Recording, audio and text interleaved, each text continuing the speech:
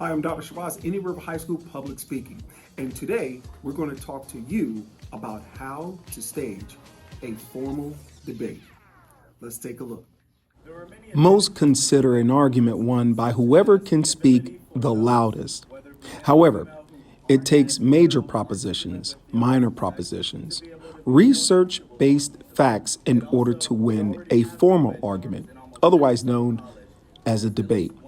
Here, we see Indian River High School's finest, the public speaking class, engaged in a round of debate.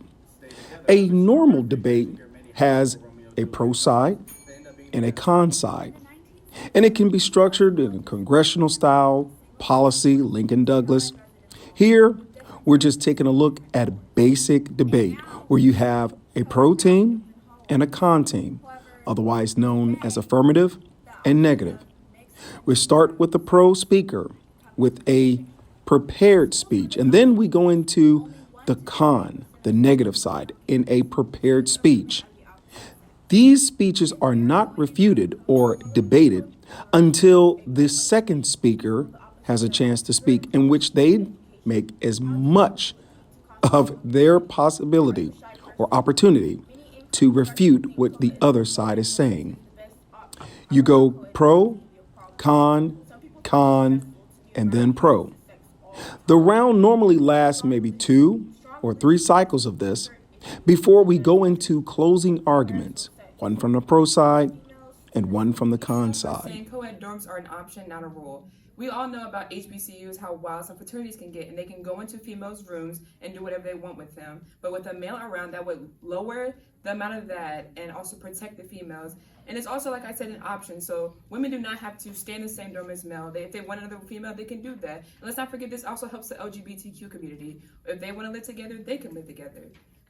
Thank you. In opposition to what my opponent said about being in a co-ed dorm rooms, about how it makes one sex feel more nervous all the time being around the other, over time, as I've learned in public speaking from speaking in front of people, the nervousness goes away from your day-to-day use. And my opponent also stated that it would... My opponents have said that this would benefit the LGBTQ plus community. However, for some students, mixing genders in their dorms do not fit their values. Catholics, for example, are not allowed to live with anyone until they're married. Female students living next to men can be a safety issue. Some females might feel sexually harassed or endangered by living next to the wrong guy. If you're super modest about your body, you will see people in towels, robes, and maybe even underwear. It is easy to meet dates in co-dorms, but this could be a problem when you break up. So even with everything being said, co-ed dorm rooms are only going to be limited to probably one building, and it's an option. And there's going to be so many safety precautions that you have to fill out forms of the person you're going to be with. You have to sign commitments to make sure that you're not going to wake up one morning and hate this person. And they're always going to allow you to switch rooms. This is an option, like my opponent stated.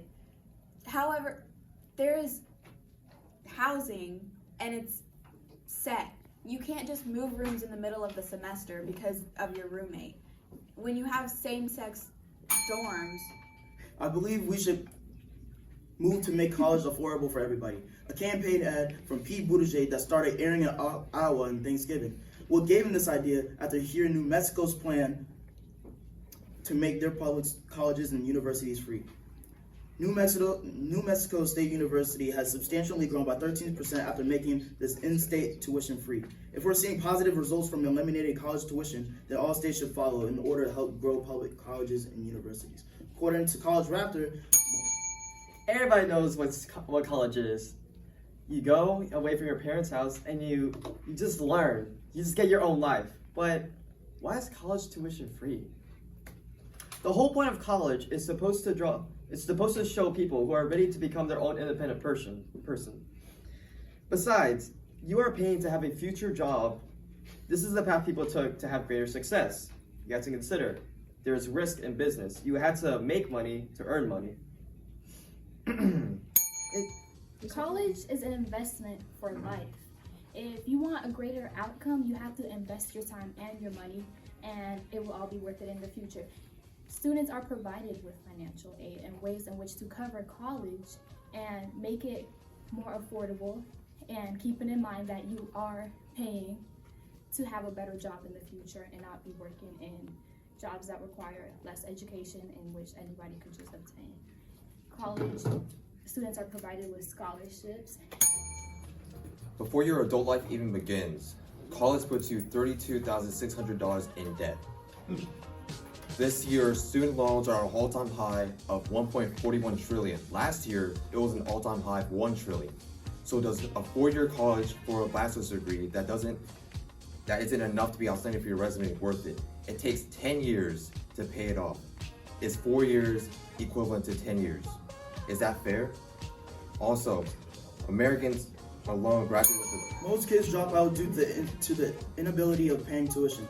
But if we drop this problem, not only will more kids start graduating from high school and having a purpose in life, it gives more of a variety for options and majors instead of choosing trade schools and military as a second option for when they graduate. We've all witnessed the outcomes of free education for years, and only the self-determined students graduate despite everyone receiving the same educational opportunities. So why devalue the worth of a college degree? Why give students a reason to cut classes without worrying the XXY, but those don't make a new gender. You are either male or female, XX or XY, not XYZ. Your gender is determined far before the development of the fetus begins. You cannot wake up one day and decide that you want to be a fish, can you? People are challenging freedom of speech and saying the most be referred